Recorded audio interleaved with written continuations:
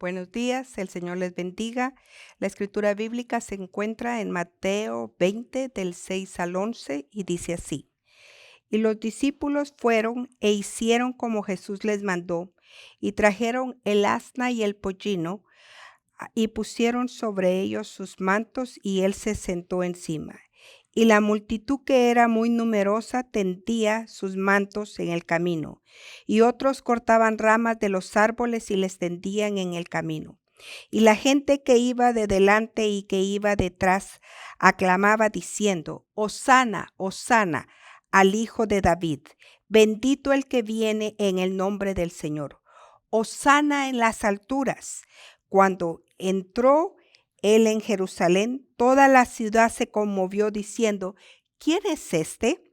Y la gente decía: Este es Jesús, el profeta de Nazaret de Galilea.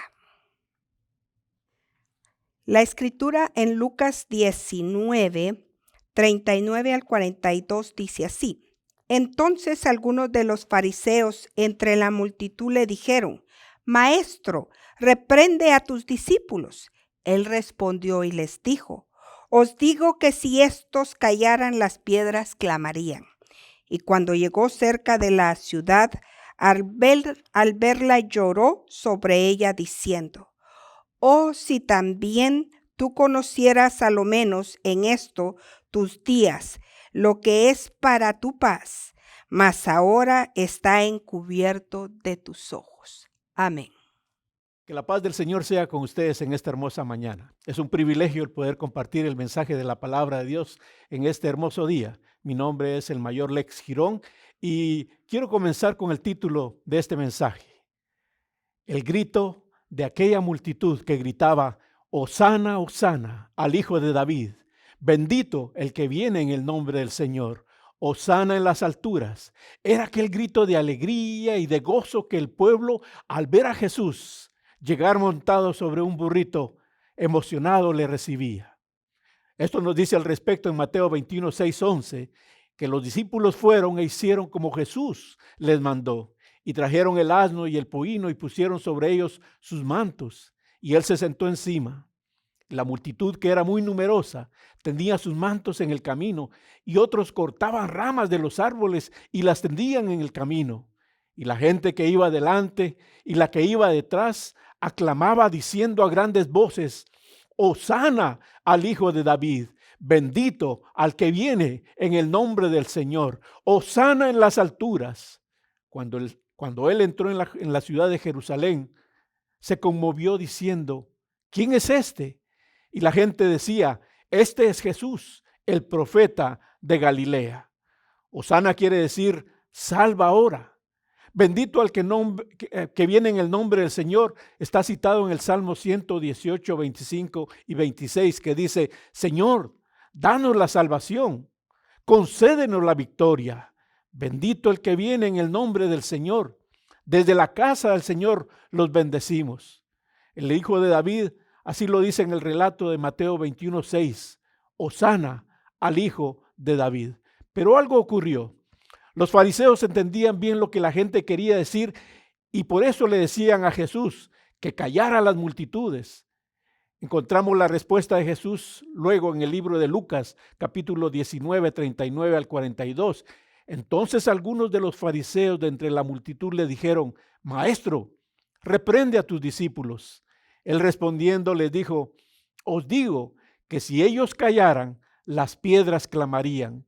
Y cuando llegó cerca de la ciudad, al verla, lloró sobre ella, diciendo: Oh, si también tú conocieras, a lo menos que en este tu día la paz ha venido, mas ahora está encubierto en tus ojos.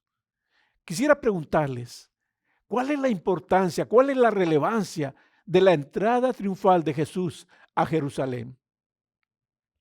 En este día se está celebrando a todo alrededor del mundo el Domingo de Ramos, también conocido como el Domingo de Palmas. Es el día que recordamos y celebramos la entrada triunfal de Jesucristo a Jerusalén.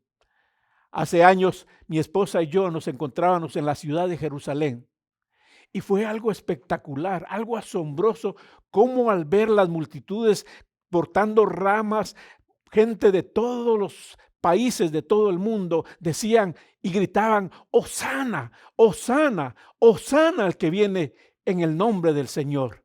Fue algo que nos motivó, algo que nos ministró y algo que recordamos hasta el día de hoy. Pero al hacer memoria de lo que el Señor Jesús hizo cuando Él llegó a Jerusalén, es algo más sorprendente cuando lo vemos en la palabra del Señor. Era el comienzo de la última semana del Señor Jesucristo aquí en la tierra, lo cual terminaría con su crucifixión, su muerte y luego la resurrección.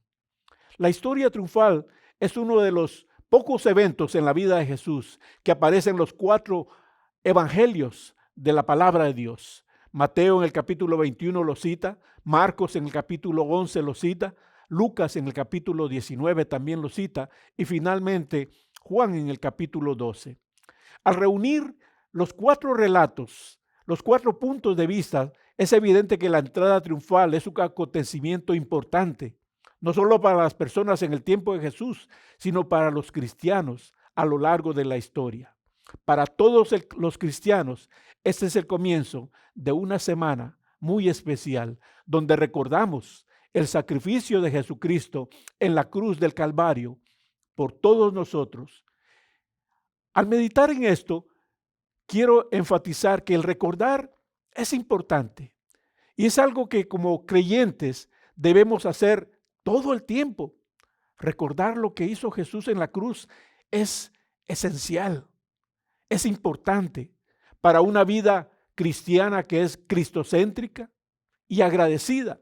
Es el llegar a entender por fe y valorar primordialmente lo que Jesús hizo por ti, lo que Jesús hizo por mí, lo que Jesús hizo por todo el mundo. Jesús murió por nuestros pecados. ¿No es esto algo maravilloso y digno de recordar, de valorar y de tomar en cuenta en nuestros días hasta el día de hoy? Ese día Jesús entró en Jerusalén montado en un pollino, el cual ningún hombre había montado. Los discípulos extendieron sus mantos sobre el asno para que Jesús se sentara, y las multitudes salieron a darle la bienvenida tendiendo sus mantos delante de él. Al igual que las ramas de palmeras, y todos reunidos se alegraban, aplaudían y lo adoraban como el rey que venía en nombre del Señor. Mientras él se dirigía hasta el templo, donde le había enseñado a la gente, donde había sanado a mucha gente, donde también echó fuera a los cambistas y comerciantes que habían hecho de la casa de su padre, Marcos nos dice, una cueva de ladrones. El propósito de Jesús al desplazarle hacia Jerusalén era hacer pública su declaración de ser su Mesías y de ser el Rey de Israel esperado. En el cumplimiento a la profecía del Antiguo Testamento, Mateo dice que el Rey que viene sobre un asno fue un cumplimiento exacto que Zacarías nos cita en el capítulo 9, versículo 9. Alégrate mucho, hija de Sión. Da voces de júbilo, hija de Jerusalén. He aquí tu rey vendrá a ti justo y salvador, humilde y cabalgando sobre un asno, sobre un pollino, hijo de asna.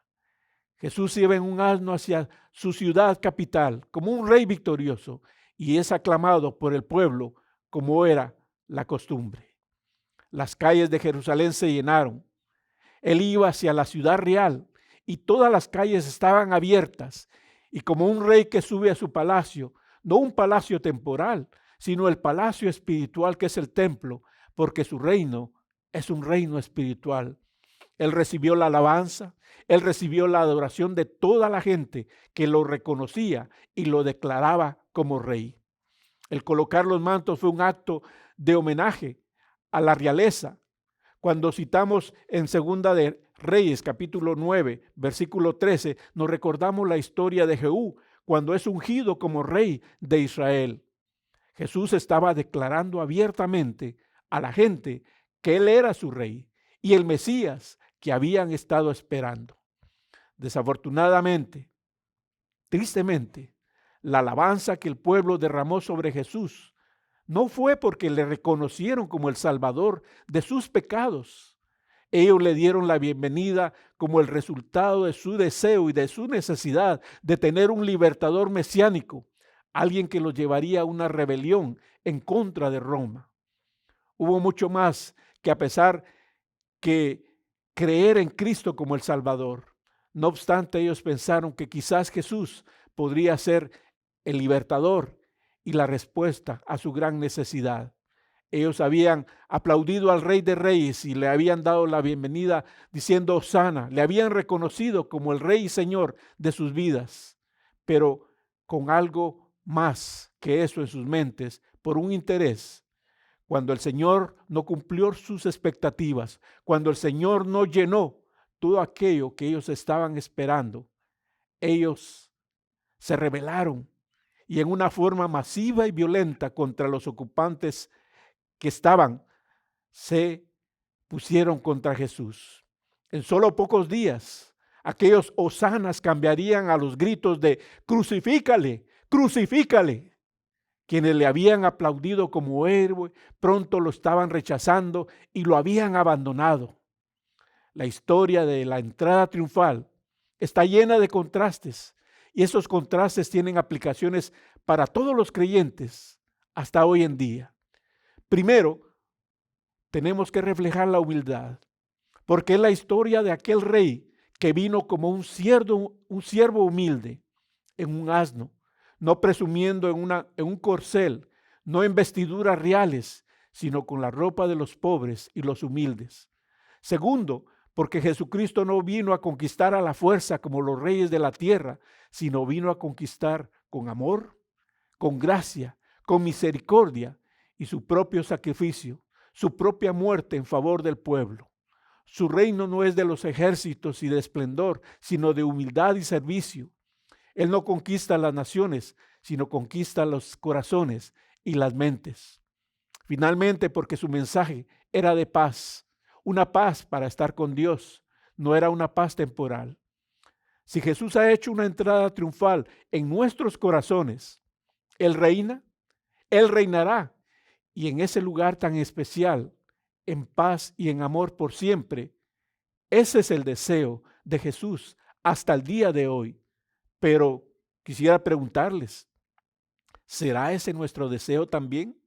Y les invito a que nos preguntemos como cristianos, como creyentes, como sus seguidores, ¿exhibimos las mismas cualidades y puede el mundo ver al verdadero Rey, triunfante y glorioso, viviendo, reinando y gobernando en nuestras vidas? ¿Cómo crees que ve el mundo nuestras vidas cristianas? Imaginémonos por un momento, ¿qué se sentiría si Jesucristo, el Hijo de Dios, se sienta y gobierna sin restricciones en el trono de nuestros corazones con un poder absoluto? ¿Qué tipo de vida crees que una persona llevará si Jesús es su verdadero Señor y Maestro todo el tiempo? ¿Cuántas personas realmente pueden decir que Cristo es el Señor en sus corazones? ¿En cuántos corazones gobierna Él realmente? Jesús mismo dijo en Lucas 6:46, ¿por qué me llamáis Señor, Señor, y no hacéis lo que yo os digo? La verdad es que la vida procede del corazón. Cristo es la vida, la luz de los hombres. Somos verdaderos cristianos cuando Él se convierte en el gobernante absoluto en el trono de nuestro corazón. Eso es el cristianismo. Eso es identificarnos con Cristo. Para concluir, quisiera entregar el mando de mi vida a Cristo el Señor como Rey y Señor, para que Él gobierne y para que Él reine en nuestras vidas. ¿Será ese el deseo de tu vida en esta mañana? ¿Será esa la petición de tu corazón? Cuando Cristo gobierna nuestras vidas, tenemos paz, tenemos gozo en el alma, y esto no está sujeto a las condiciones en que vivamos, ni a las situaciones de este mundo, ni a los sentimientos del corazón o a las emociones. Una vida en el Espíritu siempre depende y dependerá y de Dios. Y como dice la Escritura en Jeremías 29:11, porque yo sé muy bien los planes que tengo para ustedes, afirma el Señor, planes de bienestar, planes de vida y no de calamidad, a fin de darles un futuro y una esperanza. Que el Señor les bendiga y que el Señor hable a sus corazones. Amén.